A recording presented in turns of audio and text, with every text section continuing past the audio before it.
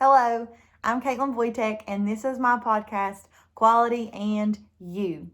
Welcome. This is Self Love Sunday, and today we are talking about one of the most transformational topics, releasing attachments. The guest with me today, Jennifer Smith, is also my mom. So this is a really special episode for me. I'm super glad to have you guys with me today, and I hope, as always, you benefit from this just like I did.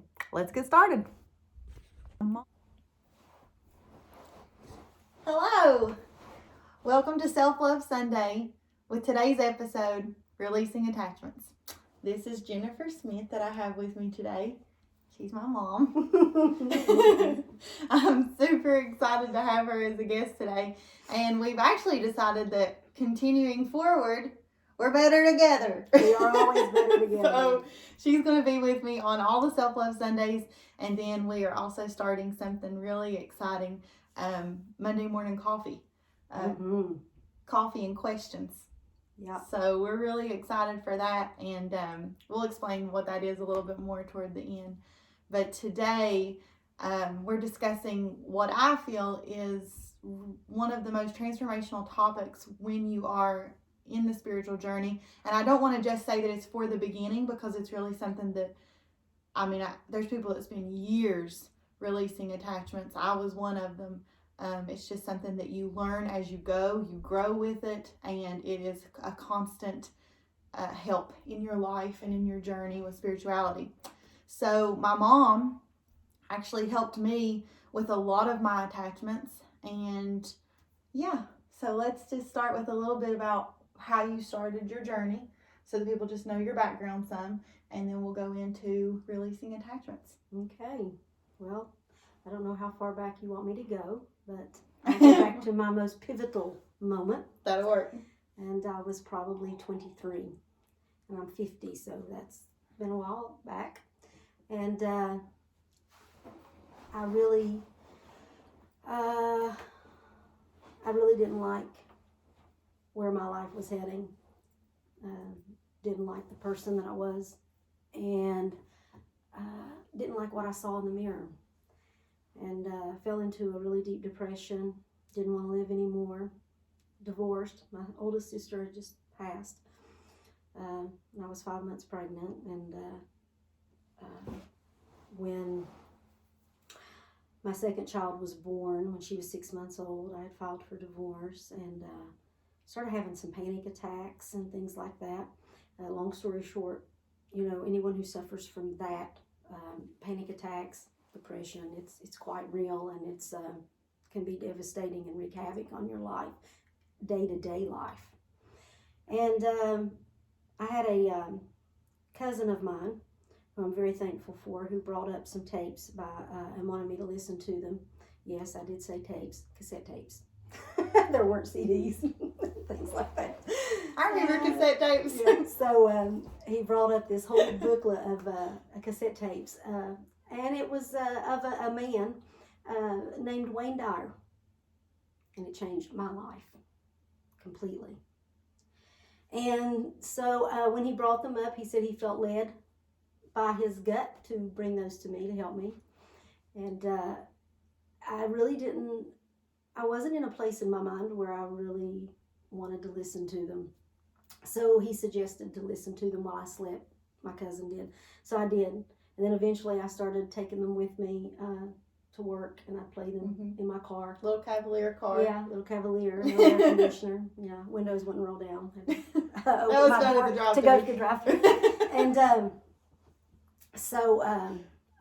anyway, eventually I started, I guess it started sinking a little bit into some of my subconscious, because I got interested in it. And thank God I did, because it has changed my life completely. And domino affected into mine. It will. It affects everyone around you, really. Everyone that you come in contact with, really. And Wayne Dyer, I graduated from Wayne Dyer to Deepak Chopra. And then the list just starts to go on and on and on and on. Yeah, we really could go on and on for a long time about it.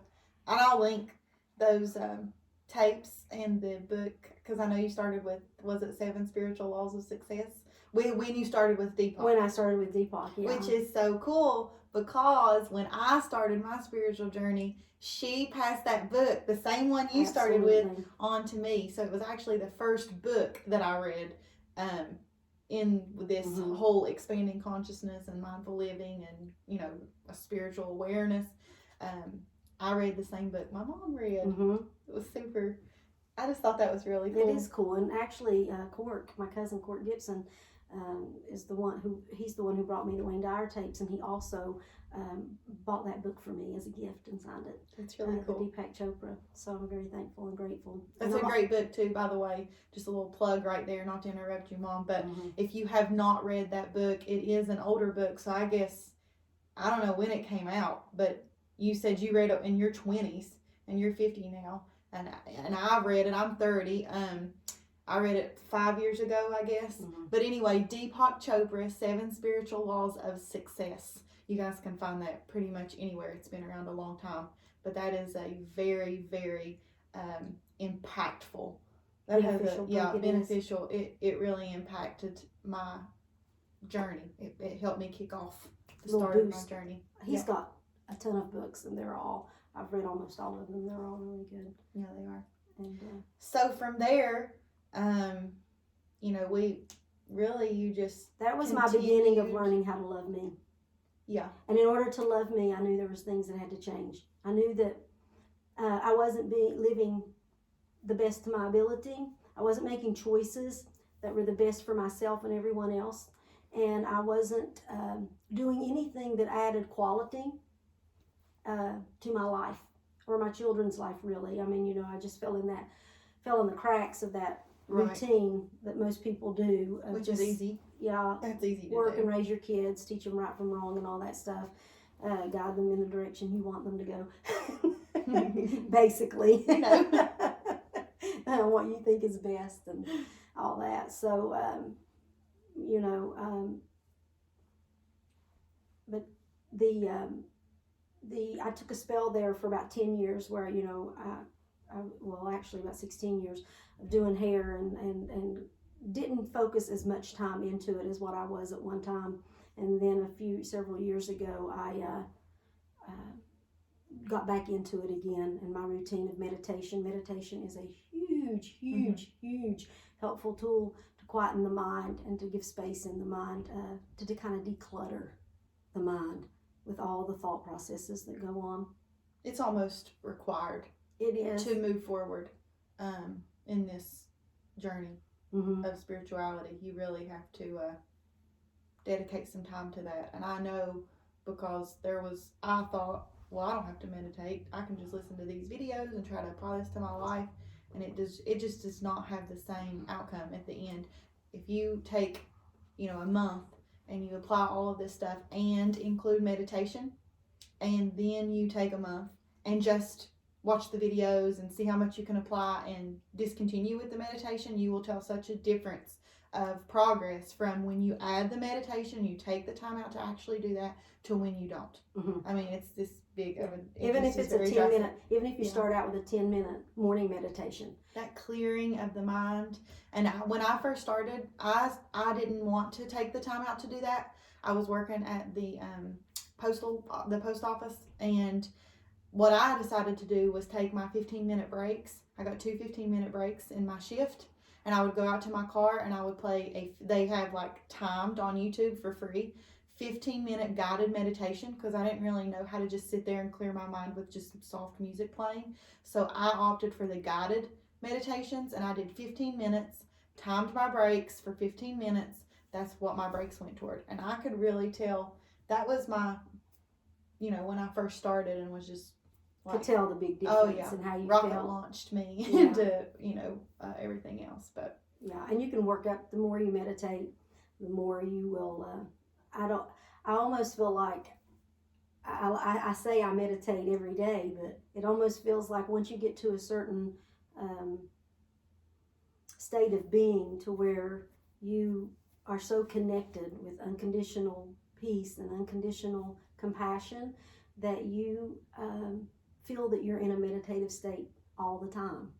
So when you go to a even deeper meditation, because I like to get up about 3:30 or 4 in the morning, and I come to this room here actually, and even when it's cold out, I'll bring a blanket and I like to open this window and experience the quietness and the air moving through, and I'll do a 3-hour meditation of just total stillness and quietness and just being, no judgment, no thoughts going on. And yeah, that is something most people have to work up to, but that's just it. It's a process. If you don't apply the techniques, if you don't take time to apply the techniques, then they're not going to work for you in your life. It's like anything else.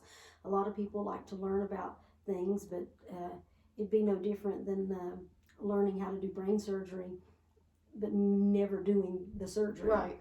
I mean, you may know it, but it's different when it's hands-on. Yeah. You know that. Everyone knows that. It's totally different to experience it. So you have to put it into practice.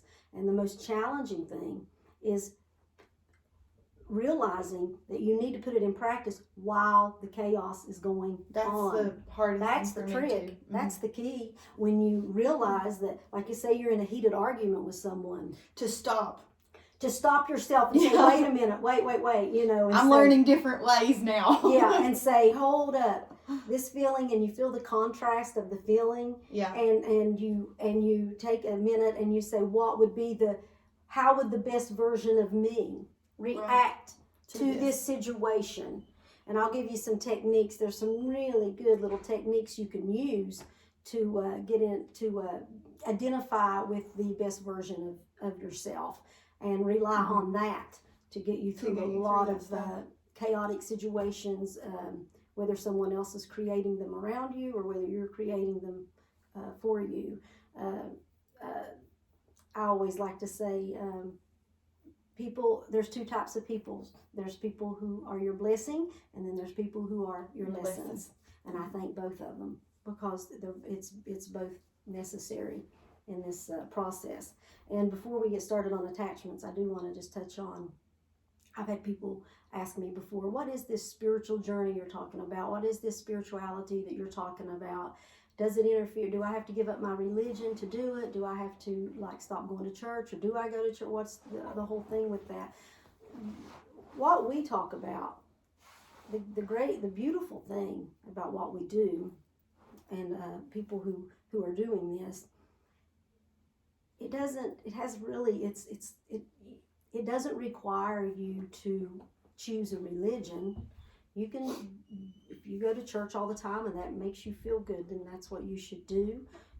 Whatever religion that you choose to do. What this is to learn how to become a better version, a better human being, a better version of yourself, so that you are a benefit to not only yourself and the decisions you make for yourself, but for other people and the decisions you may make for your children, or like for other people.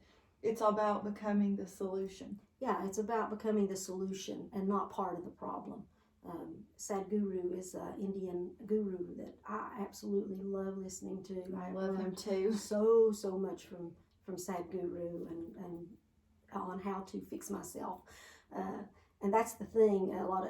Another misconception is some people think that they're coming to you to solve their problems, or how do I stop so and so from doing this to me, or stop problems in general, But this is life. That's life. It's not about not having any problems. It's about how to handle them to the best of your ability. And if you improve the quality of who you are and the quality of your thoughts and your actions, and you become more in tune with unconditional compassion, unconditional understanding, unconditional peace and joy and hope, and all these beautiful things that make life beautiful, if you can get in touch with that and really get to know that and allow those things to take precedence over who you are and become one with that, everything turns out for the best. I mean, it just, it really is using the highest form of logic that exists. Yeah. That's what it is. Yeah, and it feels that way too. And you get access to that by calming the mind, decluttering the mind, Meditation. detaching. Meditation is important. Detach from certain attachments, conditionings that you have, conditions that actions that you have done over and over, emotional patterns, thinking, physical addictions. I mean, you have to detach and from those things. And there's some techniques you can use to do that. I've used them my whole life. And she taught them to me. Yeah. That's a wonderful thing too. You know, like my mom, what took her from her 20s to now she's 50 to learn, she's able to teach me. So that's really what we're hoping that these videos will also provide for you. What may have taken us, you know, me the last 5 years and mom the last however many years, we're hoping to just kind of compartmentalize down into an hour video, and then you be able to take that and to apply that to your life without having to put all these years of work, absolutely, you know, behind it. Because the quicker that you get there, I mean, it takes all of us. It takes everybody to have a beautiful world and a beautiful planet, and to be beautiful human beings. I mean, you want to that's what compassion is, unconditional compassion. If you ask me what my definition of unconditional compassion is, it is the truest desire, the strongest desire to want every single human being and beyond, you know, everything to experience the highest form of logic that there is, and the highest form of unconditional love. To be their best selves. Yeah, to be the best versions of who they are. And, you know, that does become your desire. Once you've done this so long, it's not about me anymore. It's a collective. It's us. It's all. Yeah. It's all. You're connected to all. Yeah. It's what can I do to contribute to the greater good of all mankind. That's you end up with that question. And so I know along this journey of self-exploration, self-healing, and you know, when you unblock any negative emotions or anything like that, you're really just healing it. So on that journey of doing that, a lot of times you get stuck and you get frustrated, and when you start feeling like I'm giving up, I'm not doing this anymore, or, you know, this is too hard or whatever, that's when you need to apply this thought right here that I'm going to tell you. You have to stop and say, you have to understand that in that moment, you're making it about just you. A very selfish act, really. I mean, just to think how I feel, what I want, what I need. Me. If you could stop in that moment and say, wait a minute, I know I feel like crap right now, but what can I do to bring some sunshine or a little light, or to make someone else's day a little brighter? That's hard it will instantly, though, shift your thinking. It is challenging at first because you've conditioned your thought process for so long to think about just you. And self-love, I guess the big misconception with that is it's not about spoiling yourself. Self-love is really the more you open up to true self-love. True self-love. You become more about love for everyone else. Yes, you gain this awareness of the love and strong desire for everyone else to be the best versions of who they are. And that's the beauty of it. And then that's when you understand the connection that you have with everything that is in this reality, in this experience that we're having. Like Chopra says, and I love it, you're not a human having a spiritual experience. We are spiritual having a human experience. And so that energy that we call source and God and the created all things is experiencing things through us. I always like to say, and I use the word God to explain it because I was just grown up, with that term, and I do view it probably a little. I don't like putting God in a single little form. I like to expand. It's expanded awareness. God is the highest form of logic that there is. So I like to say that God is not just an outside force trying to get in. It is an inside force trying to shine through. A vessel. Yes, you're a vessel to let it shine through. And I always like the way that feels. What, that reminded me just now. I heard Joe Biden say something that his grandparents told him. He said that was it joy or peace? He wanted to be. He said when he would walk out the door, his grandfather would say, "Be joy" or "Be peace." It was something along the lines of that. And his grandmother said, "No, Joey, spread it." Yeah. So not just or be kind. It. Or something like that. Something like that. There was something along those lines. But anyway, the point of it all was, his grandfather was saying, be it. And then his grandmother stopped him and said, "No, spread it." Absolutely. So make sure that needs to be, you can't help but spread it. When you get filled with it, you want to spread it. Because anyone who's willing to open their ears and make the changes, it's worth it. Because it requires... If it's just one person. Yeah. If it's just one person that you touch with this, their life is going to be so transformed. It's worth it. The whole thing's worth it. You changed my life completely with bringing it to... I did not. You did. But you know what I mean. Yeah. So, I want to just start with the attachment thing by saying this. At the beginning of this year, or at the beginning of about, I guess, a year ago, I said to what I like to say, I say the universe, because that's what all this energy is the universe, is created the universe. I put out there, all right, bring it on. That's what I did.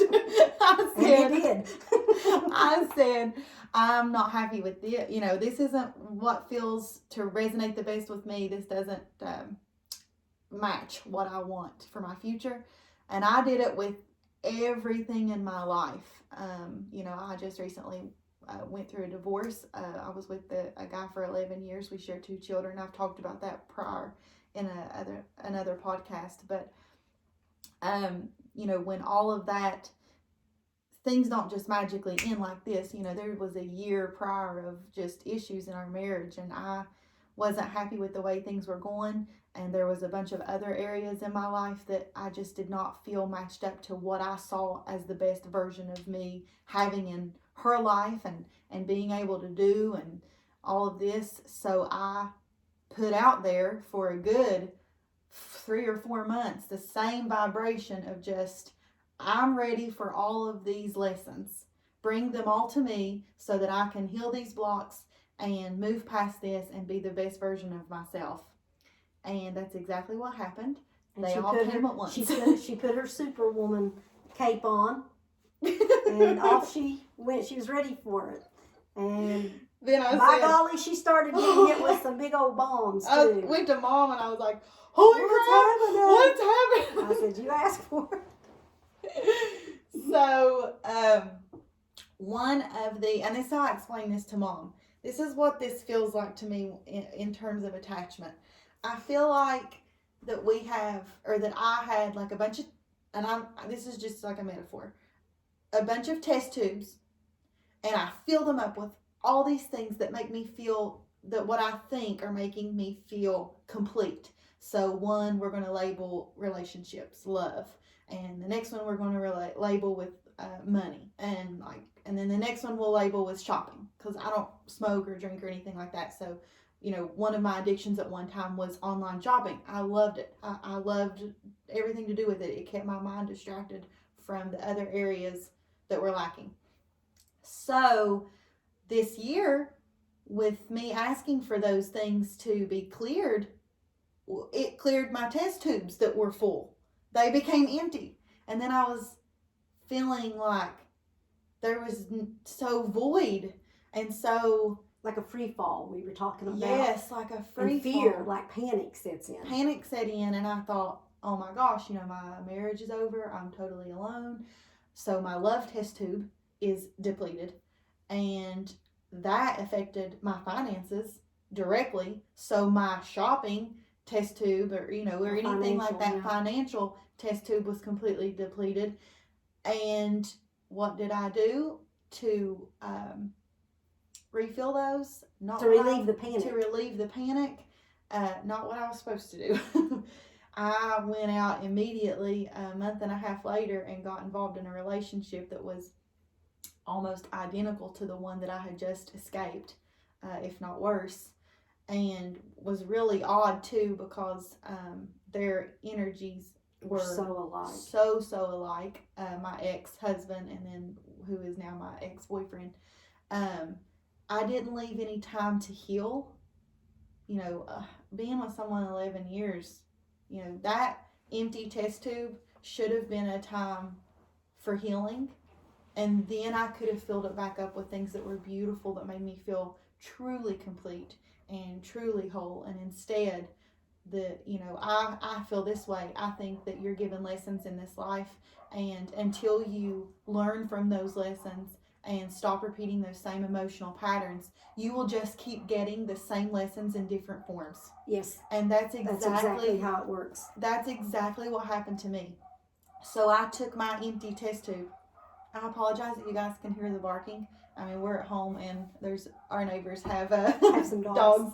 But anyway, what I did with my test tube, I refilled it with the same type of relationship that I had just escaped, because that was familiar to me, and I did not take the time necessary to heal to be able to replenish that in a different way.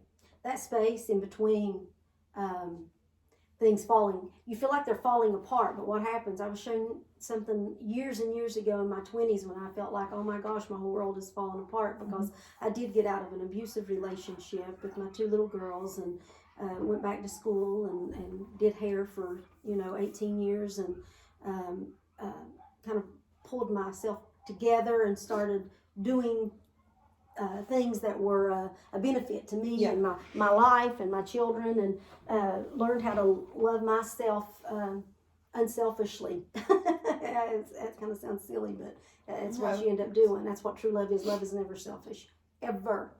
And so we were talking earlier about that little gap between downfalls.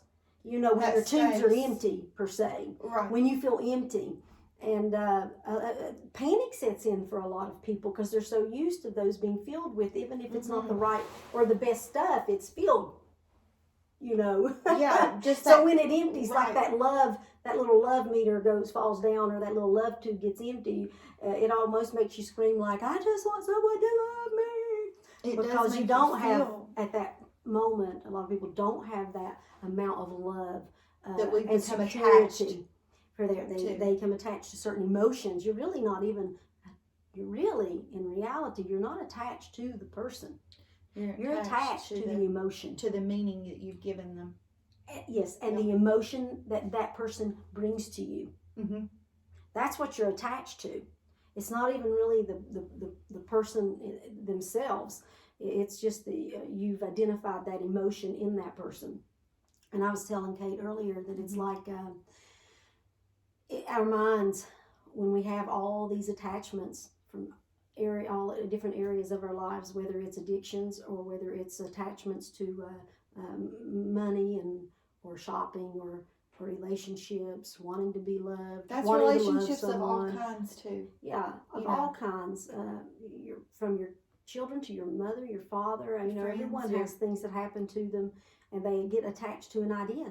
You can get attached to emotions. You can get attached to ideas that may not be accurate. Your perception of them may be off a little bit. But we were talking about how it would be the same. I love to use visualization techniques. I use them quite often because they're, for me, the easiest. It makes it the easiest to really see it and understand it and to heal it. Mm-hmm. And I said, it's like, if you walk into this beautiful home in this room, say you're going to, you walk through the front door of a beautiful house, and you're in the front room, and in that front room, there's pictures and decorations hanging on every single space of the wall from top to bottom that you cannot even see the wall. You don't even know what color the wall is. You can't even see it because it's so covered with stuff, clutter, just everything. Well, in your mind, emotionally, in relationships, or when you have attachments to a lot of things, that's how it that's a representation of what's going on inside your head. So anytime a picture would fall down or gets removed, you freak out because that space is empty, and you're like, oh my God, I gotta feel it, I gotta feel it, I gotta feel it. You don't want to look. Or you don't want to look, and you're like, I don't want to see it, I don't want to see it. And you pick up even something cheap to throw it up there just to fill that space, to fill that void. Yeah. Because you're not used to being alone with yourself. You're not used to having that space, that time for you, right, to do some self-work. And most people go their whole life just replacing all that stuff on the wall, which is just going on in their mind. Wouldn't you much rather walk in that beautiful house and have something really good, high quality, and just maybe 2 or 3 things hanging? I mean, everybody knows that looks better. Yeah. It feels better. Right. And it also applies to the mind. That feels better, and that it is better. And meditation is, I think that's where meditation is so helpful. And I do highly suggest starting out with guided meditations if you can't quieten the mind without them. They're wonderful. I love those. I don't recall them having guided meditations when I started, on cassette tape. but I do like them. Way back when. Yeah, way back when. And but you want to use that. We were talking about how instead of viewing that little space as, holy crap, that's empty, I gotta feel it, I feel lost, I'm free falling, and I don't like it, I don't know where I am. Because people will pick pain because it's familiar, because they know how that feels, over something that they don't know, and over the unknown. That's been my biggest thing. And you and I have talked in beyond depth about this. Fear of the unknown. I have anxiety about it. Like, I'm, not so much now, but especially right after my divorce, just, I was with him straight out of high school. And then there was only a month and a half before I brought in, the replacement. I'm just going to say a replacement version of him because that's exactly what it was. But, just a different, the same lesson in a different person is what I brought into my life. And that space, I was in such a panic. And looking back at it now, I have that space again now. And because I have done some self-growth and some inner engineering, this space feels like freedom. And like now I'm able to not view it as scary and holy crap, did I make a mistake? What do I do? Just blah, blah, blah, blah, blah. Clutter, clutter, chatter, chatter, chatter, chatter. I'm able to look at it as, look how clean this is now, and I can now fill it back up with things that truly make me feel happy. Quality things, and not just, well, I identify with this particular emotion, but I've had this for so long, and I'm so attached to this that I don't want to let this go because I don't know what it feels like without it. So I'm gonna put it in my little test tube. Don't do that. Yeah, change your perception. You'll just get another lesson if you do it. Yes. It's just another lesson waiting. You do. Mom's a do-doer. I do a lot. I do do's a lot. There's a triple do.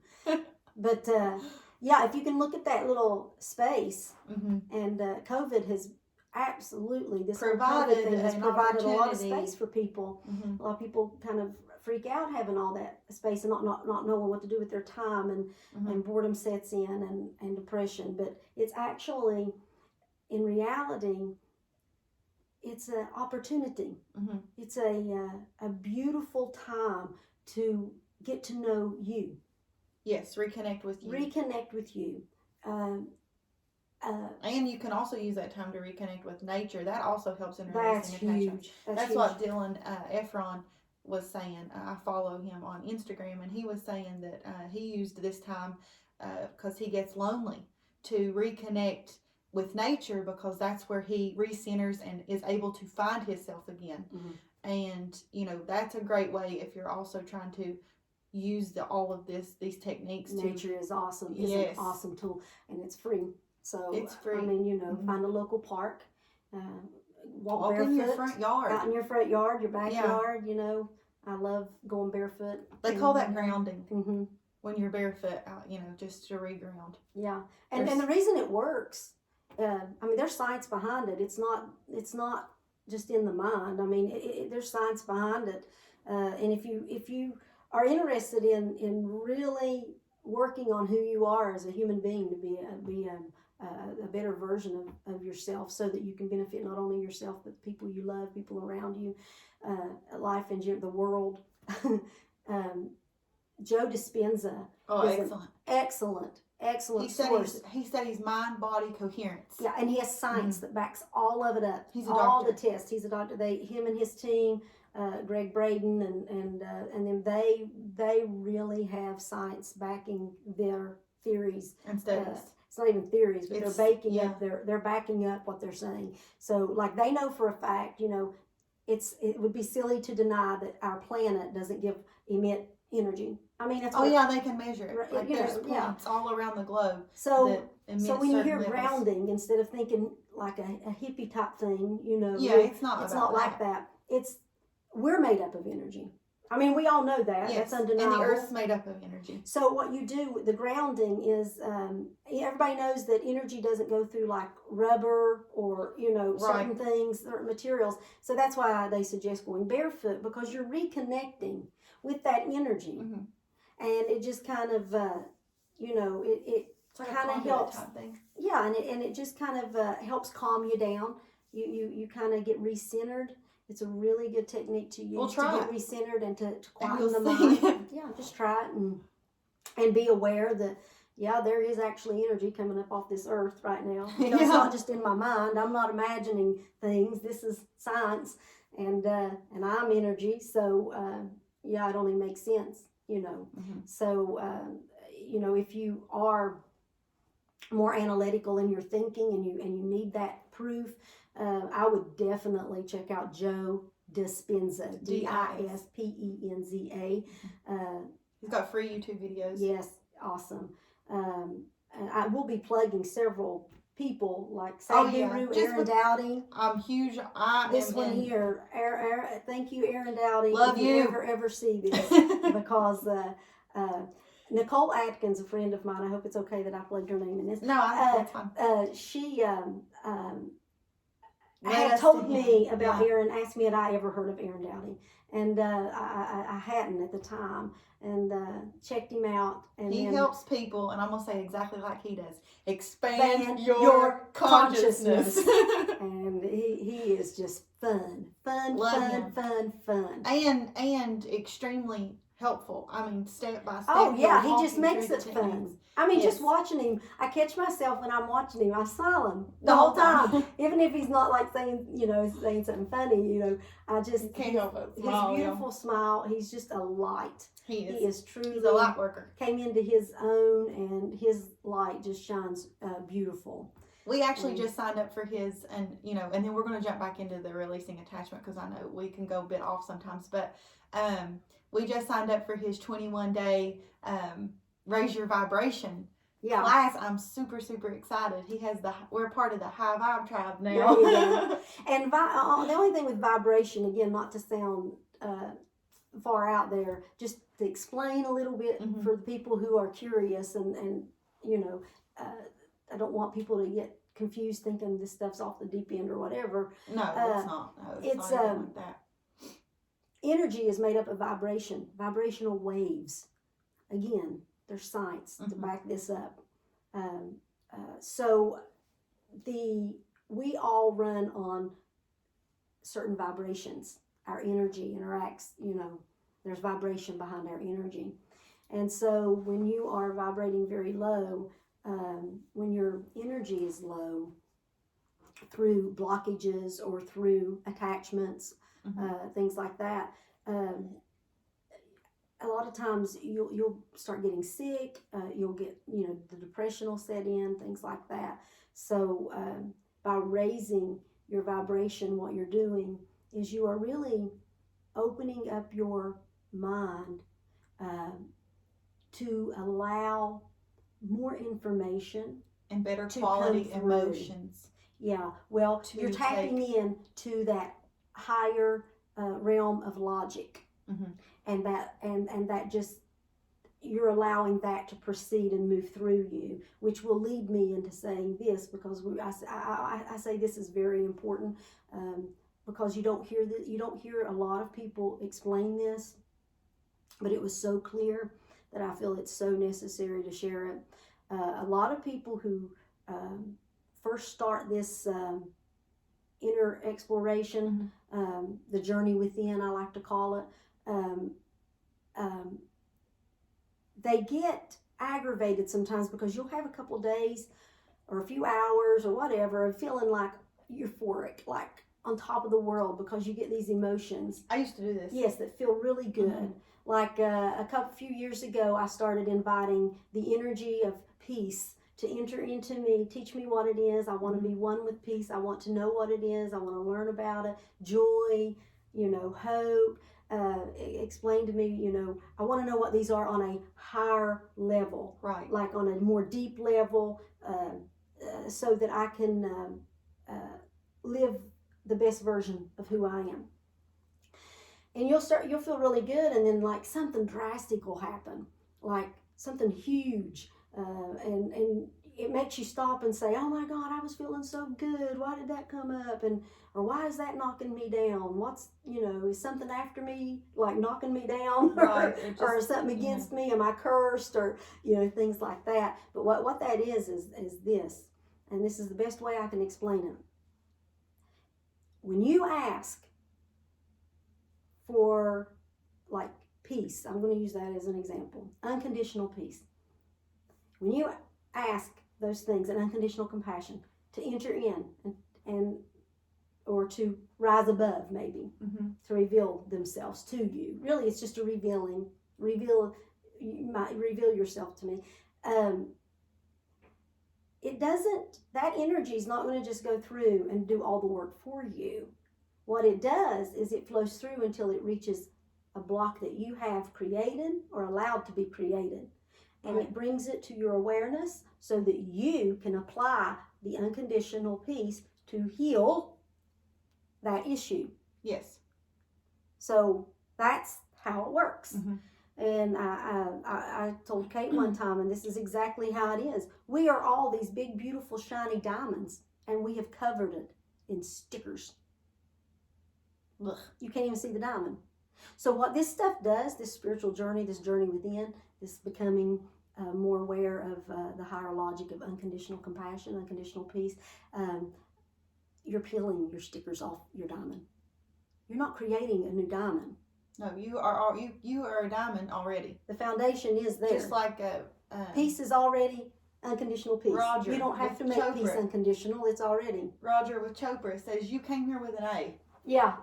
Yeah, you don't have to try to become a diamond. And that was something that I was doing for a little while, thinking that I had to get on a certain level these things and create, to be able to experience them. Peace will flow through you when the block is healed, which is a stronghold, which is an attachment, which is a false truth. It is, you think it's true, but it's not true in the higher sense, or in the sense of the highest form of logic. Right. So it's not, it's just your perception. So it's not really, it's not really the truth. Right. And that's what creates blocks. So we were talking earlier about the good example you said. I said something about if you're my neighbor and you're starving and I have this garden full of food, do I just keep feeding you my food? Is that going to help you at all? Or do I teach you how to do your own garden so you can grow your own food? Yeah, that's the best. There's a Chinese proverb for that. Give a man a fish and you'll feed him for a day, but teach a man to fish and you have fed him for a lifetime. Yeah, exactly. So you can apply that principle to this journey within. When you ask for peace and you ask for compassion, well, I promise you that if you are not totally unconditional peace or unconditional joy or unconditional compassion or whatever it is there is, if you are not there to that awareness, then you are going to experience things that arise in your life, situations that would, whatever those situations may be, that are prohibiting you from being that unconditional peace. Which 90% because you're going to of have the to heal it. time are caused by attachments. Most of the time it It's is. things we No, ever- it is all the time. It's either attachment to a belief system or an attachment to a thing, a physical Well, that's thing. true, yeah, because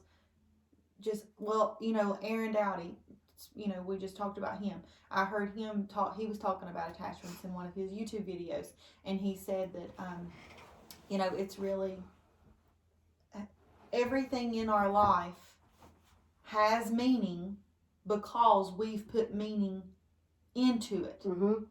And by putting that meaning on that, we have created an emotional pattern toward it, which has in return developed into an attachment. That's why when that thing or person leaves or you don't have that anymore, you have that sense of your test tube being empty. Mm-hmm.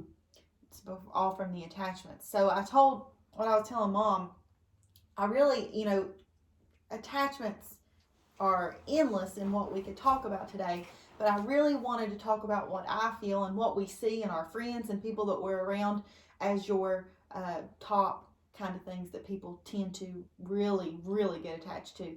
One, and really first and foremost, I think for me and a lot of people that I see, was love. Mm-hmm. Finding, and not so much really like love with your kids or anything, Mm-hmm. it was more of finding a partner. A partner who loves you unconditionally. Mm-hmm. That was that's been probably my biggest thing to release and detach from. Mm-hmm. And I'm still in the process of doing that.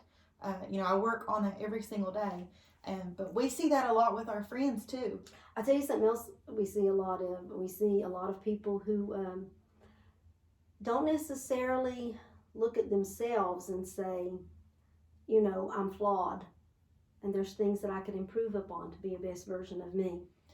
And say, I'm just using this as an example, and say maybe they're like a level 5 in how they, in spiritual awareness or in being the best version of who they are. Say they're like a 5. And we're just using that for metaphor I'm just using purposes. that. There's not really levels. No, I'm just using that to you are better, where you are, so you can right. better understand what I'm talking about. And a lot of times, but we want to attract like a level 10. That's so they what we can were provide talking about, yeah. what I feel like I need. And when they fall short of that, and they will every single time, because we're here to heal. We're here to heal emotions. We're here to heal thought patterns. We're healers, and that's what we are. That's what we're supposed to be doing in these bodies. Mm-hmm. And so if we could stop putting so much, really it's not fair to the other person. Even if they're abusive, it's still not fair to rely on another person to provide you with all that you think you need. All your emotional. But it's attachments. also not fair for you to feel that you need to give everything up for that person. That's just to get that person to love you. I was doing Those that. are all red flags. Those are all, first of all, you got to get what love is. You got to get that straightened out. That will help.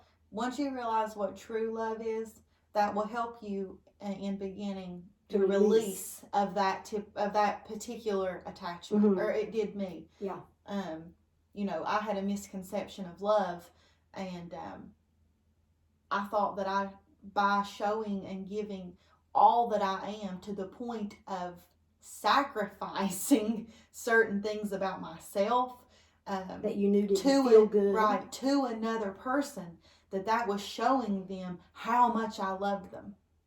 How much I could offer them, how much I could give them of myself, showing them, well, I'm willing to give up, I used to sing. So at one point I felt like giving that up, something that I loved truly, but giving that up for who is now my ex-husband, was showing him, well, this is how much I love you. I would give up this thing that I love for you. And that's just an unhealthy, way to really view that. And that's not love. That's not, that was what I thought love was. Mm-hmm. And I had a very false truth Yeah. to what I thought that was. But False realizing, reality to right, it. Yeah. realizing that the love is, and I love the metaphor that you once gave me, especially in terms of the attachment of love to a partner, the house. Yeah. Yeah. That helps me release some of my attachment to this particular issue. And I want her to just touch on that really quick, this metaphor that she used in terms of how you're viewing, how I was viewing love, and how most people seem to view love and attach that to the partner that they're with. Yeah. I asked Caitlin, I said, why do you feel like you're half of a house and you're looking for your other half of that house to feel complete? Do you not know that you're a whole house? Your partner is your vacation home. It's the other house. They've got their house too. They're a whole house. You don't have to divide them up. It's just, that's supposed to be an added bonus to your life. I love that my husband is an added bonus to my life. I have my house.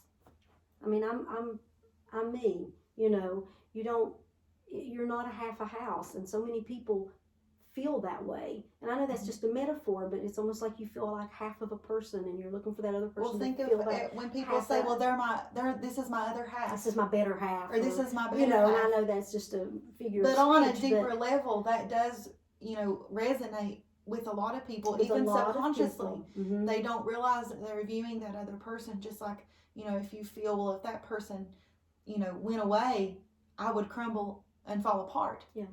Now, I'm not saying deny emotions. I mean, if somebody passes away that you love, that's going to feel sad. I mean, feel that emotion. Right. This isn't about ignoring emotions. This is about balance and harmony. This is about adding unconditional compassion, unconditional understanding, unconditional peace, unconditional joy. All these beautiful things that make love what love is. Mm-hmm. Those things are love. And honestly, by detaching and releasing, just releasing all these attachments, you'll have such a deeper connection with that person, or it will do what mine did, and it will work out for you to be able to get out of that situation. Because sometimes it's not for the best for either of you for that to continue. Right. Don't get in your head and think that just because you're I'm going to start releasing these attachments towards what I feel that love is, and stop looking for, all this false sense of love, what I need, and what I need in another person. Don't think that just just because you decide to do that necessarily will keep you with the person that you're with. It doesn't always do that, but that again is another lesson for you to realize, that may have not been the best person for you out there. Mm-hmm. So, in my experience, releasing attachments, allowed me to get out of a marriage and then a follow-up relationship that were not good for me, not good for my girls, and were not what real love is. But for my mom, releasing attachment in her relationship has only strengthened their bond. Because they're healthy for each other. They're a good match. I quit trying to fix him. He quit trying to fix me. I started fixing me, and he started fixing him. And now it's beautiful. Yes. Because I tease him, and I'll say we didn't start out as soulmates, but we ended up as them. Yes. Because we were young, really young, early 20s. And I got a bunch of twin flames. Yeah. Back on, baby. So on attachments, there's different things you can do to release attachments. First of all, you need to identify what you're attached to. Mm-hmm. And I would recommend, you can either start out with your heaviest stuff, or you can start out with your light stuff. But identify something that you're attached to, whether it's an emotion, whether it's that feeling, that strong desire for someone to love you. Just understand that you're attached to the emotion of that and how that makes you feel, and not really the person who you think can provide that for you. Right. So that's why you go for that person. It's because you're not attached to that person. You're attached to that emotion that you feel that you are lacking. And you feel that you're lacking it because you have been looking for it in other people and not inward. Right. You're not you haven't realized that all that beauty of love is within you. And once you become love, then you are love. And then you can spread love. The biggest difference I've seen in all of this growth, releasing my attachments and allowing unconditional peace and joy and all that to rise above. The biggest thing I have been able to tell is when I first started this, it just kind of feels like you're pulling in, absorbing things from the in. Now I feel like I'm not really absorbing in; everything's shining out. I can feel that I get too. to share it. I just get to. I think everybody can really. Yeah, it's more of a. It's not about me anymore. Right. Okay, I've done my blocks and now and I'm learning and I learn every day and that's a beautiful thing. You don't ever want to stop learning because you'll become stagnant. You can't ever stop learning in this. There's too much information in the universe that's out there for you to stop learning. And once you not learning in one lifetime, so just don't stress too much about it. One of the biggest hindrance you'll find is when we get real hard on ourselves and we get frustrated with ourselves, and that stops growth immediately. I do that, or I did that. Yeah, pretty bad. So it's good to take it easy. Change that train of thought and say, "This is not a race." No, you just and you need to have fun with life. Anybody who knows me knows that I'm a goofball. It is all about dance every day, like Goldie Hawn says. You need to dance every day. Every day. Do a little dance every day. All day, every day. Yep. And find something to laugh about, find something to smile about. And I know people are saying, well, that's easy for you to say, what do you're not in my situation or whatever. But if you can close your eyes, like Sadhguru says, and think of a memory, your happiest memory, it'll automatically bring a feeling of gratitude and a smile to your face. Just take a moment, and close your eyes, and feel your happiest memory. Think of your happiest memory. Right. And so I'll give you a technique with detaching. Let's specifically do one toward the love before we move on to some other attachments. Okay, yeah. So identifying and realizing that you are attached to that emotion and how that emotion makes you feel. And also that you probably keep bringing the same type of people into your life. Because you have not learned your lesson. Because you've not learned your lesson. And it's all stemming from this attachment. So this is why this is so important. Type of person, yes. You're attracting the same lesson in different forms. Yes. And in terms of relationships in different people. Once you identify it and heal it, you will start attracting a different type of person into your life. Yep. I do one-on-one sessions. I was doing classes, teaching people how to meditate for gratitude and meditation, how to declutter the mind and all that. And then COVID hit, and I wasn't able to carry those on. And I also like to do one-on-one, so I've decided to, since COVID doesn't seem to be going away anytime soon, I'd like to offer the classes via Skype. Or like Zoom or something like that. Something along those, that area. One-on-one sessions are powerful. Yes, they are. That's been moving blocks and detaching from attachments. Because what we do is we dig deep. We dig deep into where this attachment is coming from. 9 times out of 10, it comes from your childhood. Yeah. I'd love to say 100% of the time, but I can't really say that. But 9 times out of 10, it stems from when you're younger. Caitlin's we couldn't figure out why she felt so every man that she, not that there's many, but all the million men. Any relationship until now. And she thought like from high school. Yeah, they were dominant and they were bossy and controlling and jealous and like, wanted to like control very, her. Very controlling of everything. And they wanted to be number one, even above, the kids. They wanted to be number one, and so she couldn't figure out why would I keep being attracted to someone like that when I know, because my big thing was I kept saying, I know this isn't what I want. Right. And so I why know would this I isn't be good for drawn me. to it? This isn't healthy for me. And I know that this doesn't feel like what I really think love is. It Right. doesn't feel like that to me. So we really, really dug deep and eventually discovered a couple things. It made me feel it made you unworthy. Cry. Oh, when we found out what it was, made you cry. Oh yeah, that did. But I'm saying keeping on to these emotional patterns, keeping these attachments in place, and following through with these attachments continuously with the same type of people. What it does is when you fill your tube up with these attachments that are negative, what you're really doing is depleting your tube of self-worth. Yeah. And quality. And let me tell you, that's a lot harder to fill back up.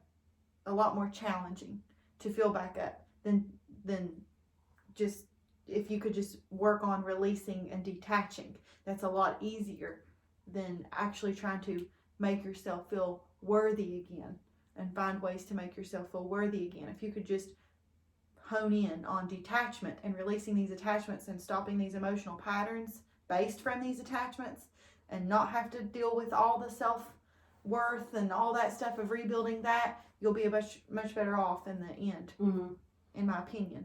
Yeah. Like Kate's, it's all doable. Yeah. It's just which road do you want to take? Yeah. I'm going to try to put you on the easy road. Yeah, you either hit rock bottom or when you get, my grandma always had a saying that said, when you get your feel. Yeah, I did both. You'll do something else, she would say. So, and that's true. I actually hit rock bottom years ago and had no other choice but to, climb up. So,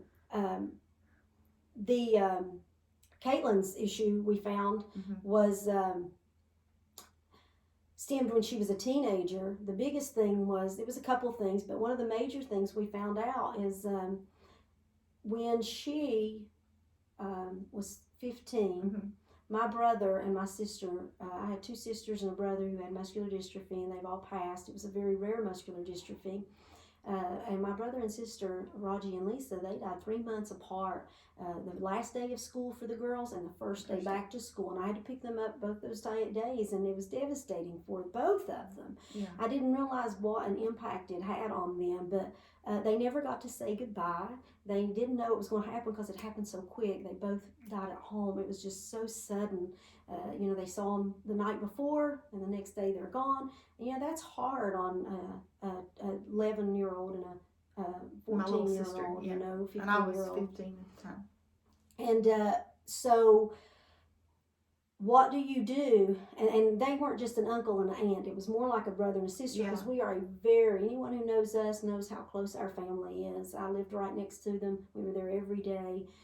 They played video games with Raji constantly, even though he was bedfast, and Lisa, and they were just beautiful human beings. I'm not saying it because they were sick and because they're my brother and sister. I'm saying it because it's a fact. And so that was such a shock for two young girls who had so much love for Raji and Lisa, and then bam, just shut it down. What do you do with all these emotions? What do you do? They didn't know what to do with them.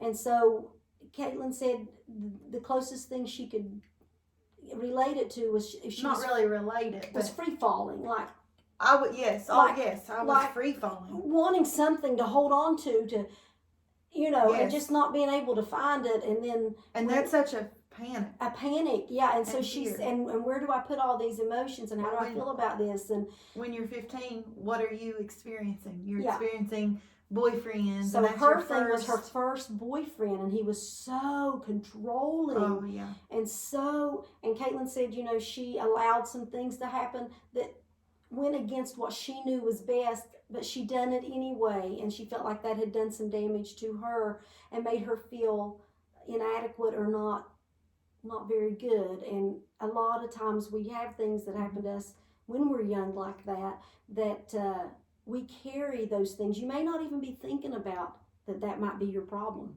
You had no idea that it started with Raji and Lisa passing and you not knowing, you being in shock and not knowing what to do, and then you started looking for a place to put your emotions, you know, and so a lot of times you don't realize that it's coming from, wait, mine came back, we dug mine out, and mine was way back when I was like 13 or 14 years old. And so a good thing. And you may not find where this attachment is stemming from immediately. Right. I mean, that's why one-on-one sessions are so beneficial. They're so good because there's certain questions you can ask, and you just keep digging. And how does that make you feel? You know.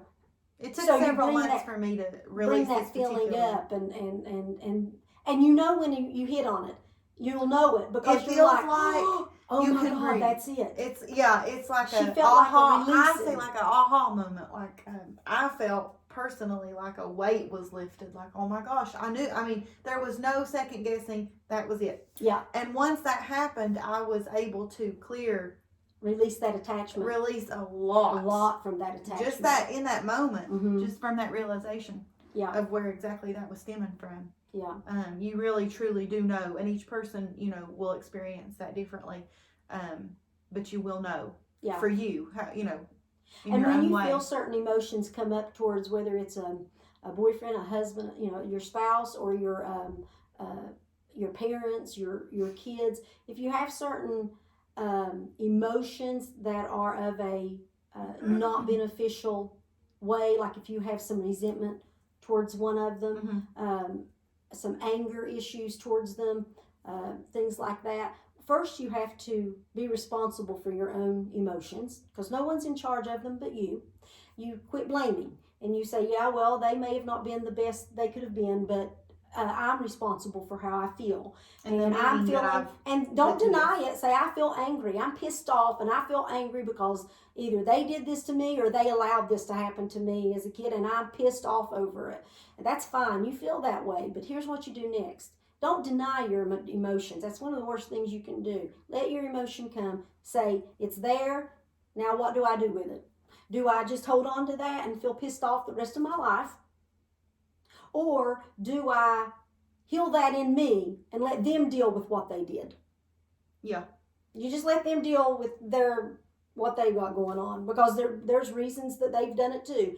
Nobody's victims here. You're only a victim if you see yourself as a victim. You have to take responsibility for yourself, for your actions, for your emotions, how you feel, your perception of things, and how you do things. And detach yourself from the negative aspects of all that may bring. So if you feel pissed off and you're upset over something that happened in your childhood or whatever, a good way I found for me to heal certain feelings or emotions that I had, whether they were justified or not, whether it really was that way or my perception of them was that way, it was real to me, so that's how I felt about it, and I was angry over it. So what I had to do was, and this sounds kind of silly, but I'm going to say it anyway because it's exactly what I did. I had a talk with my brain. I said, listen, that emotion, that anger when I'm around that person, I don't like the way that feels. I don't want to have that anger anymore. I'm done with it. I'd like to replace that. Well, my brain, our brains are conditioned. And responsive. Yeah. They'll respond to and believe it or not, they don't just act on their own. They feel a certain way because you have programmed it that way through how you feel. Not really what you say. They go on how you feel. So if your emotions are out of whack, guess what? It's producing your thoughts that are out of whack. So when I told my brain, I said, when I feel that emotion, I want to replace that with a new thought. I want to replace that. And I thought, what thought do I want to replace that with? And I thought of the most beautiful thing that felt to me of where I would like to be in that moment. Nantucket on my porch at my house at Nantucket, looking at the ocean with the warm breeze, my cup of coffee, and my family with me. That brought great comfort to me. So I told my brain, I want to replace, every time I think of this person and that emotion comes up of anger and resentment towards that person, I want to replace that thought with the Nantucket thought. Mm-hmm. Believe it or not, it worked. I reprogrammed it. And every time, don't beat yourself up if you've thought about that anger half the day until that night. And then all of a sudden you're like, oh, I wasn't supposed to be thinking that. Wait a minute. I'm supposed to replace that with this good thought. No, this is a don't process. Beat yourself up. No, this is it's a about process. Being consistent. Practicing. Practice, and practice just like anything else. And you end up reprogramming your subconscious. And then your brain starts spitting out really beautiful information and beautiful feelings. And as a domino effect, by reprogramming in those ways, you will automatically release these attachments that you have. And when you release them from your mind, they actually get released physically, because this person that I felt this towards, we are closer now than we've ever been. We are able to, just by me doing it, for myself, we are able to connect deeper, more loving. I have nothing but true compassion, and I wish this person the absolute best. I would love to see just all unconditional peace and joy to enter into their being, and it has released that. And when you release an attachment, let me tell you what you're doing. When I first started this in my 20s, I had a thought that came to me. I like to say it came from God, from Source, and it said, I need you to clean out your closet. And I said, what do you mean? Your mental closet? I said, no, I don't. And it used a real metaphor, like my closet. I said, I like some of my clothes in there. I can't put new clothes in there with those old clothes. Well, why not? Because there's not room. You got to get rid of all your old clothes, and let's replace them with a brand new wardrobe. And that's kind of how it is with your thoughts and your attachments. You can't hold on to what you're attached to and expect something new to move in that space. You can't do that. Like I told someone one time, this person was struggling with, they said, I hate this person. I hate them. And I said, as long as you hold on to the hate, then they have a certain amount of control over you. They're depriving you of fully enjoying You're allowing them to deprive. You're allowing them to deprive. The attachments you have it with that attachment to that feeling towards them, that hate, because they've wronged you. And this was a parent situation. It was this person's dad, and she was very upset with him, and it's not a real healthy relationship. And so I said, until you are able to just understand that he's that way towards everyone, that's just, he's not doing any self-growth, and that's where he's stuck at, and that's what he's repeating. So let him go, release that hate, and let that be an empty space to fill up with something beautiful. Because as long as he's filling up that space. And don't be afraid of that empty space. No, that's an opportunity. That's a beautiful opportunity. That's clearing out your closet. That's getting rid of all of your old clothes. Detaching. So that you can put these beautiful, better quality clothing of a better quality in there that's going to last a lot longer. It's going to last forever, and it's going to benefit, and they make you feel good, and all of that good stuff. So releasing attachments is kind of like cleaning out your closet. So that, and if you meditate and you learn, there's meditations on gratitude, there's meditations on compassion. YouTube is a wonderful thing when you're going through this process. There's so much help out there for free nowadays for There's free. There's so much for free on YouTube. So releasing those attachments, replacing them with better thoughts, releasing them, and being okay with that stillness, and using that alone time to meditate. When you feel nervous and anxious or all that, go to YouTube. There's no excuse why, with today's time, that you can't, even if you have a bunch of kids and they have to go to bed at night. And you're I have two out. kids. So, and I'm still doing this. So go on YouTube, guided meditation for peace. You're going to get out of this what you put in it. Absolutely. So, we can sit here and tell you all day, how to release some of these attachments and what these attachments, to try to go back to figure out where they came from and to recognize that it's just a meaning or emotion that you have towards an object, a person, a place. That's what the attachment is. It isn't that actual place. It's the meaning and emotion that you've placed behind it. I can say that all day long to you, but unless you put action behind it, and I talked about this in my last podcast, unless you practice and reprogram and try new ways, you are just going to either one, continue filling up your test tube with the same attachments, same life lessons in different forms, or two, be completely stagnant. Yeah. With and zero get aggravated growth. and say this don't And work. be frustrated. And I'm not doing it. Yeah. So, the only way that this stuff doesn't work is if you don't apply. Yes, that is correct. There's not any side effects to this stuff, like, Good not side effects, working. There's no negatives or drawbacks to this in any way, shape, or form. The only thing, if you want to call it that, to me, I don't call it that because to me it's a great thing. Things that are lying dormant in your subconscious that are putting up blocks, your muck, to keep you from experiencing the true diamond that you are, or the peace and the joy, the unconditional of all those beautiful things.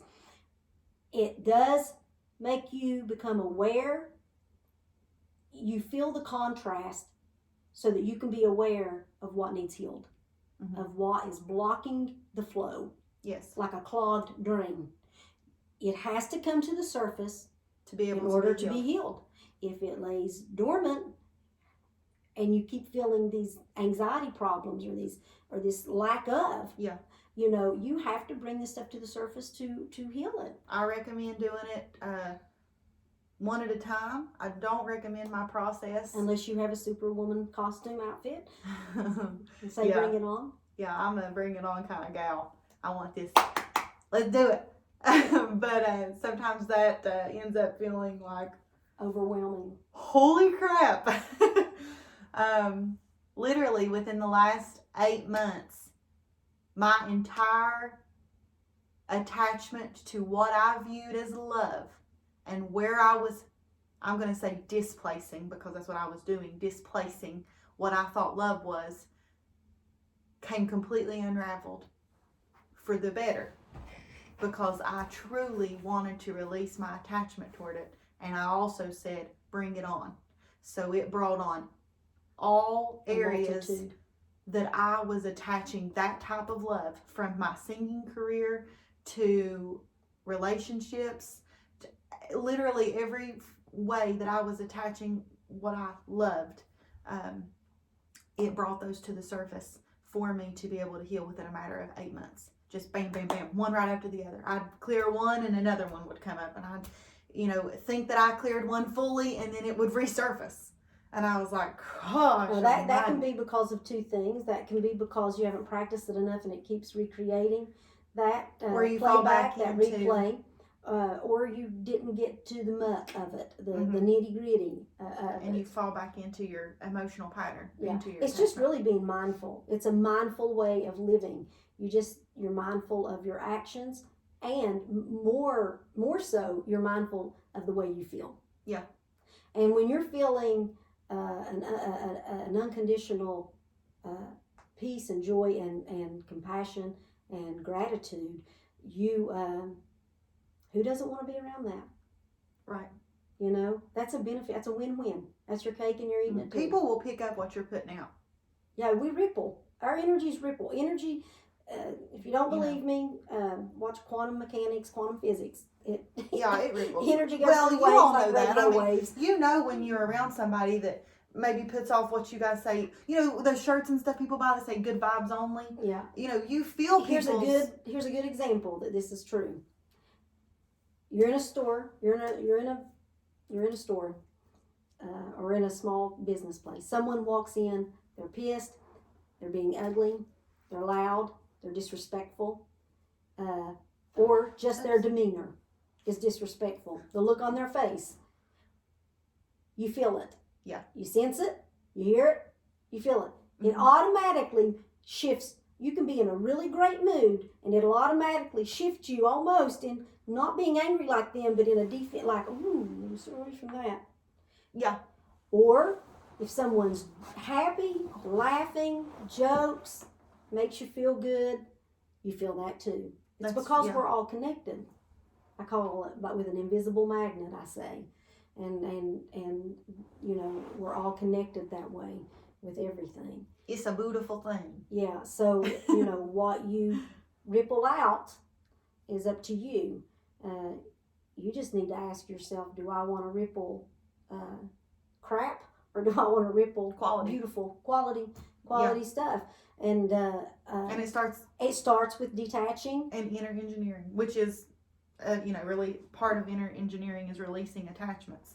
Yes. Another attachment, you know, we're going to try to just wrap this up a little because we can go on and on forever, but another attachment that people have is a lot toward addiction.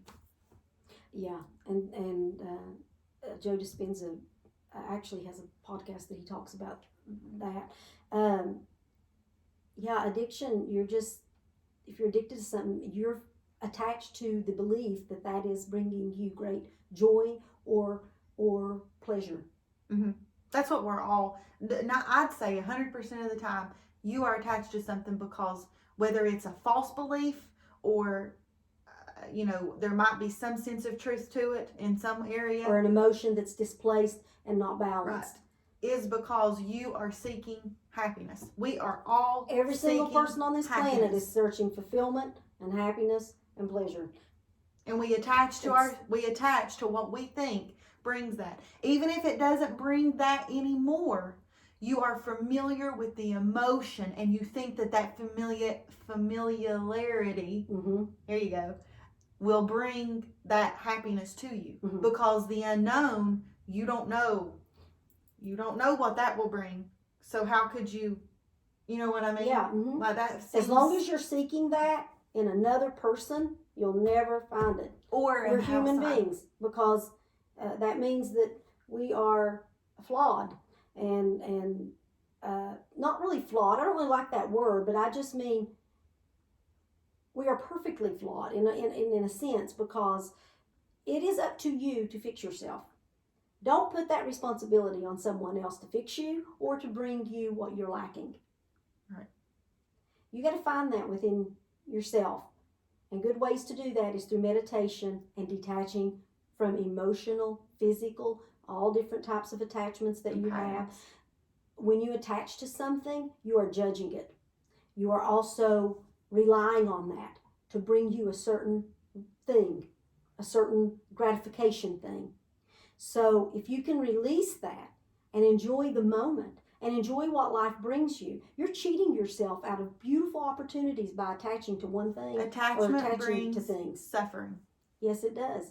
So if you can just be whole within yourself and enjoy life's process, as far as like when I see Sadie and Peyton and stuff, I feel an unconditional love, which is an unconditional compassion, unconditional understanding, unconditional peace with them. Mm-hmm. So, you know, when those are beautiful emotions, or a beautiful state of being, really, to replace I call them false identity or false beliefs. Yeah. That you think are bringing you pleasure. Right. So, you know, if you want to know more on detaching and attachment, Deepak Chopra has awesome information. I'm on his mailing email. You know, they send me emails every few days, but he has wonderful information on detachment. Mm-hmm. That you can go on and check like his we stuff said out. prior, don't be surprised when what you are attached to keeps coming up in your life. To recognize it as, hey, there it is. That's what I need to heal. Yes. That's what I need to heal, and I'm going to heal it through techniques of showing it unconditional compassion, understanding. I'm going to take it easy on myself. I'm not going to beat myself up or anybody else. Find out, identify where it came from, why I'm feeling that way, and replace it with the unconditional peace and joy and those mm-hmm. things. Find a thought that makes you feel that way. Just like she said, replacing your thoughts toward that. That's a good step. Guided meditation on YouTube. Type in guided meditation for detachment. They literally have detachment meditations. Type in those. These are all steps that we're giving you all that are free, that you can put in place of these conditioned patterns that you keep repeating in these areas where you're still attached to certain things in your life. If you're looking for more fulfillment, and you're looking for more peace, and you're looking for a better way to experience this life, then you have to become a better version of yourself. And the way to do that is through these techniques and practicing it. And you'll notice a huge difference, even in the way people react to you. You'll notice a big change, and how you feel. You'll feel lighter. You won't feel weighed down. You won't feel heavy. A lot of stuff's easier to let go. Your surface stuff, I found a lot easier to let it go. And I feel like everything's been replaced with such a beautiful quality now in my life. And, I wouldn't trade that for all the money in the world. It's beautiful. It's a beautiful thing. And find something to laugh about every day, to smile about. Find some things to be grateful for every day. Wish your neighbor unconditional compassion. Wish your neighbor unconditional peace. That's the least we can do. When you find yourself feeling depressed or sad, stop for a minute and say, wait a minute, I may feel this way right now, but what can I do to uplift someone else's day? That is a powerful thing to do, and act upon it. That is a powerful, powerful action to take to make you feel not so sad. Now, I promise you it is. All of what she's saying helps you release attachment too. Whether they're emotional, ideas, beliefs, what have you, that it helps detach. So if you were to summarize for everybody, just and we can further, we're going to start doing Monday morning coffee and questions. I talked about this earlier, to where we talk in a little more depth about these different topics that we discuss on Self-Love Sunday. And answering questions. And I'm going to open up the comment section on the video. So that will in return do is you can either private message me if you do not feel comfortable sharing your information in the comment section, or you can comment your question, and then the following end of the week video, we will post the answers. Yeah, we'll try to answer. We'll do like the Q&A type. If I don't have an answer for y'all, I'm very honest. I'll tell you, I don't have an answer for that. Right. But, and we won't name you. If you private message us and you ask to remain anonymous, that's not what this is about. This is about helping you to achieve the life that you are seeking, the better version of you, to clear these blocks and clear these emotional patterns, to release these attachments. That really is the foundation. Who doesn't want to live a more beautiful life? And you have to ask yourself, really, it boils down, look in the mirror and say, do I really want this? Do I really want a more beautiful life? If your answer is yes, then congratulations. And you'll find a way to do it. Welcome to your journey. If your answer is no, I'm happy right where I am and I'm not changing for nobody, then I still bid you the utmost luck in that. So, But before we go, if we were to summarize just a little, like the steps for everybody, I always like how at the end of a video, if they can just like summarize the steps up for me. You know what I mean? So here's what I would suggest. Specifically for releasing any type of attachment, kind of a broad, here's a couple things you can try. Right. I suggest getting a notebook and writing down 5 of your things that you feel you're most attached to, what you're looking for. What are you looking for in life? You can recognize those attachments by how it makes you feel to think of them no longer being there. That bring maybe some fear or something, like if I didn't have them no more. Right. Go ahead and, write those down. On your opposite side, write down 5 qualities that you have, that you know that you have. I am, I don't judge people. Or I wish everybody peace, or I wish everybody could be happy, or I just wish everybody the best, or whatever. Write down your 5 qualities that you feel that you have. Then you have to ask yourself, go back to your 5 that you want to work on, your attachments, and ask yourself, why am I attached to that? Mm-hmm. What so does the you'll feeling? probably have to What go does into the your, feeling bring? right. And why does that bring that to me? Why am And I yet, feeling that way? how far back can you Then remember you have to go back in your memory bank and you have to start thinking when you started feeling that way? all the way. This is where really one-on-one is very helpful. And my Facebook page is Jennifer Wilson Smith. Mm-hmm. And she's linked. She'll be linked. Yeah, you can private message me if you're interested. I can send you a price list on and it's not outrageous. It's not real costly, but it's well worth. I have to charge a little for my time because I have to take time out Absolutely. to do it. So I try to do the minimum of what I think it's worth. And so, because I want everybody to get this. The first session is totally free. I do not charge for the first session. I want to know if you think this is going to help you or benefit you, because we can make a lot of progress even if you just want that first free one, you know. And if you're financially strapped, you know, we can work out some.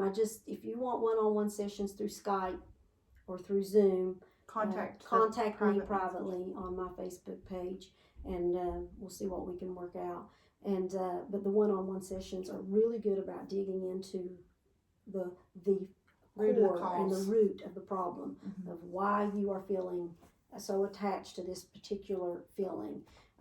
In my experience with it, most women are attached to this, wanting to find that fulfillment in their partner, wanting to feel like they're half that house instead of a whole house, and they're wanting that person to love them unconditionally. And once you realize where that root of that cause came from, that's where your groundwork begins of dumping out that test tube, letting that be empty, and sitting with those new emotions of learning to love yourself and learning to find worth in yourself. And we'll go into those particular things. Yeah, you start looking for those things in you, but you start looking person. for those in yourself. And we'll talk in other podcasts about different ways you can look for those within yourself. Yeah. But that's when you start laying the groundwork for the new foundation of who you are and who you want to be to get you to this life that you're seeking. Yeah. So once you recognize the root of and the keeping cause, a journal is an excellent tool to do that. Yeah, there's something about writing it on paper. Write how you feel now, and then write how you want to feel. Yeah, like a goal chart. Yeah, and say this is where I want to. I want to feel this way about it. But when you do that, make sure that it's believable to you. Yes. You have to believe it. You can't have to say, I want in the future to be a fairy and fly around and live in Neverland. You have to be realistic. But once you find the root of the cause to the attachment, that's when you're going to start laying your groundwork for these new emotions and reprogramming your brain with these new thoughts. This is where mindful living comes in, and all this expanding your consciousness and all this work comes in. You're laying the groundwork there. Yeah. So that's your test tube's cleaned out, and that's your time to heal. And now we get to learn how to heal and fill it up with beautiful things. Now we get to fill it up with beautiful things. If you're listening to this podcast, you've took the first step. Yeah, because you clicked on this. Yeah, I mean, you've took the first step there. Just even listening to it to say, I think that is something I want. I mean, who doesn't want a more beautiful life? And this is the way you get it. And yeah, there's going to be some times where you feel like, oh gosh, I'm just going to give up. But once I do know this, once you start this journey, you always come back to it, because it's the only thing in life that really works. It's the only thing that truly sticks and works, and you start feeling whole inside, and you just want to share that with people, and you want to share your kindness with people, and your gratitude with people, and your love with people, and there's no more hate, and there's no more fear, and there's no more resentment, and there's no more judgment. I love that I absolutely do not judge. I don't have that need or feel like I need to judge anything. everything is where they are. Everybody's where they are. My only desire, I replaced my judgment with my attachment to judgment when I let it go. What do you fill it with? You feel empty. Well, enjoy that emptiness for a minute and think about what you want to fill it with. I wanted to fill mine with that non-judgment and that just observing and understanding, that unconditional understanding. Everybody is where they are, and every single person is trying to do the best they can when it comes to trying to make themselves happy. I'm not saying they're doing the best of their ability. Right. I'm saying they're all seeking for happiness And fulfillment. and pleasure and fulfillment. In whatever it is. And that it's become just they're attached just to. exploring different ways to get it, and it ain't always the correct or the best. The best. It doesn't always give them what they're searching for. I guess or benefit their life in the way that they thought that it would. So it ends up being another lesson instead of a blessing. So the whole purpose of this and every bit of the other podcast is to help. Sorry, there's a stink bug. It was buzzing. Wants to be part of the show. Is to help you, just like Aaron Dowdy, expand your consciousness and grow. The whole purpose of this self-growth ends up being to grow together, which is just really think beautiful. about it. The more people you have. Now imagine this. Imagine a world filled with beautiful people. Sound like a John Lennon song. Imagine all the people. Imagine all the people. Imagine if every single person on this planet would stop judging and stop looking at other people and putting the responsibility of how they want to feel on another person and take it on themselves. Imagine if every single person took responsibility for themselves on improving the quality of who they are, which means allowing more of the unconditional compassion and gratitude and peace and stuff enter into their life and have more balance and harmony. Imagine what the world could be like. How beautiful would that be? So beautiful. It really if would everyone be just contributing to wonderful. The greater good of That's all how things. It's supposed to be. Yeah, that's a beautiful thing. And you know that's true because of how that feels inside when we say that. Well, we're on our way. That. We're headed in the direction of that, whether you want to partake of it or not. Yeah. I mean, there that's are where more it's people headed. now that are, studying self-awareness and studying how to be the best version how to of be the yourself. best version of There's yourself. more people now taking responsibility for who they are and their energy that's going on here of who they are than ever before. And that is only Alan Watts was here to see it. Alan Watts, he was just here to see it. Yeah, that's another good one. I'd wait to listen to him till I learned. Yeah, there are some people that I would recommend listening to at the beginning of your journey, and then Wayne Dyer, advancing into more of your like Abraham Hicks and Matt Kahn and Sadhguru and Alan Watts. Yeah, I would wait a little longer. I mean, you can start wherever you feel led, but as far as my podcast, I'm going to guide you in terms of where I started, because I don't like to talk about things that I haven't done and that I what I mean. I don't want to sit here putting into practice. Right. I don't want to sit here and tell you, well, you should feel totally at peace constantly, because I'm just being real with you. I'm not there yet. Well, I grow every day. I'm learning. You have to understand though, peace is not feeling peaceful all the time. Peace is being able to handle things with balance and harmony, and with the most logical energy that exists, the best logic that exists. That's what brings you peace. So a lot of our ideas on what peace and joy are, get rid of your own ideas and expand them. When you expand your consciousness, like Aaron Dowdy says, what you're really doing is you're expanding your knowing. Your knowing of what these things are, because we have a small boxed idea of what we think they are. Ask somebody what peace is. Well, it's going to the beach and enjoying the sunshine and being on vacation. Well, yeah, that is a form of peace, but is that going to last you your whole life?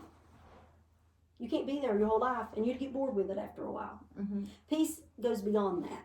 So maybe on an episode we can go in a little deeper on Oh yeah, exploring we're what going peace to and touch joy are, peace, and joy, to expand hope, your courage, consciousness strength. on what those things are, so you'd have a better idea. But I would definitely start out with knowing what attachments are, identifying my attachments, writing my attachments down. And your emotions will guide you into what those are.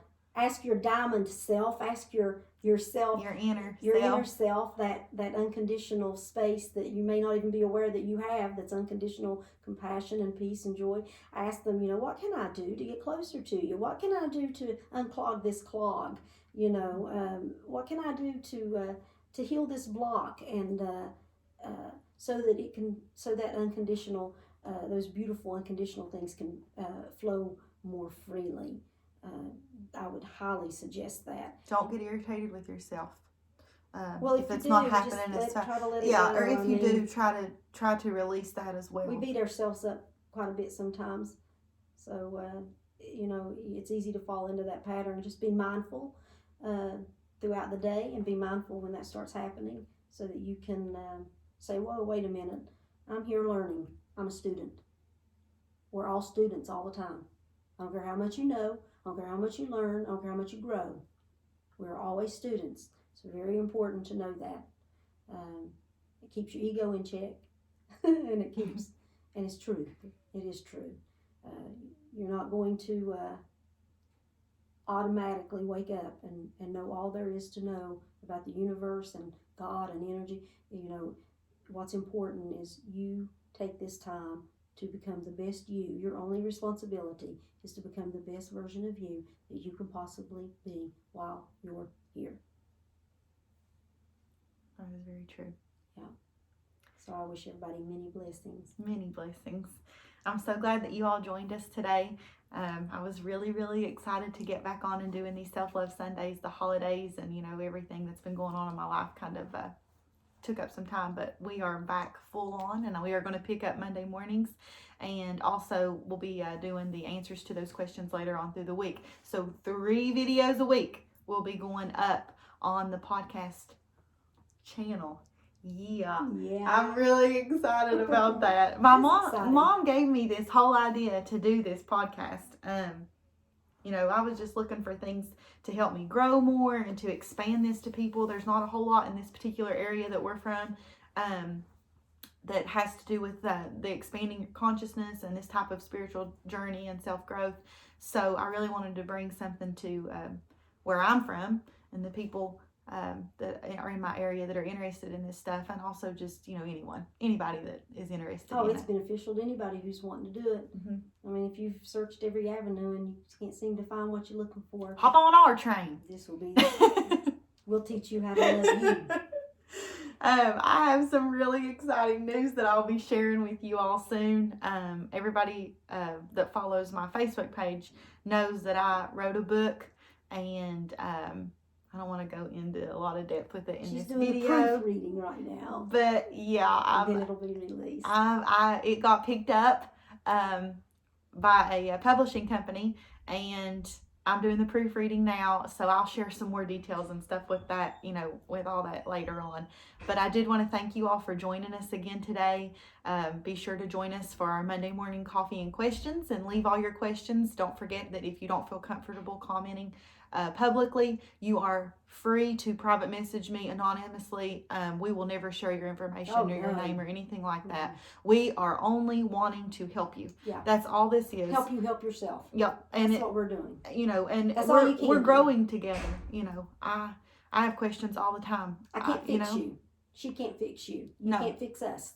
But we can fix ourselves. Mm-hmm. And we can all help each other. She can fix her, and you can fix you.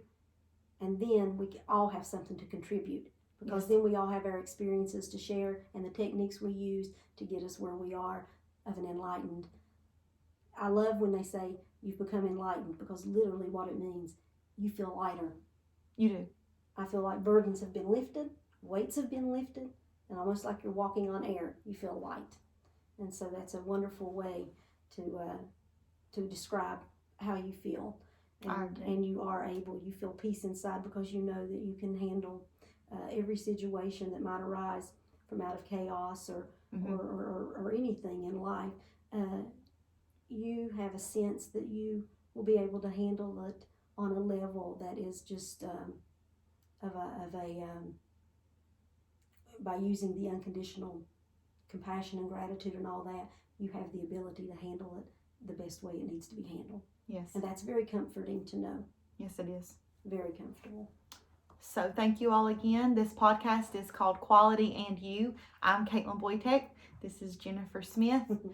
You all can follow me on YouTube at k.boytek, and feel free to share this video if you think that it will help someone.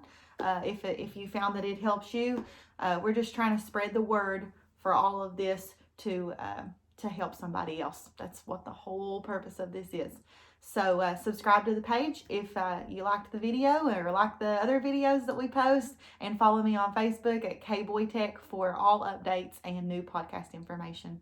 And if there's a subject somebody would like for us to touch on, yeah, feel free to reach out to me. You can private message me. My email's linked in the subject box description thing. Mm-hmm. So I get back to everybody that I personally reply to everybody that messages me. So if you guys have a question more on releasing attachments or something else, any subject to do really, with this stuff. To do with this stuff, with self-growth, and self-growth, growth, and self-growth and self-awareness. What the energy is, or what. Anything like that. Anything like that. Just feel free to reach out to me, and I'll get back to you as soon as possible with those answers. And to join us again next Sunday for Self-Love Sunday, and in the morning for Monday morning coffee and questions. Yay. Thank you all so much. I'm so happy you were here with us today. Have a wonderful evening. Yes, do. Bye.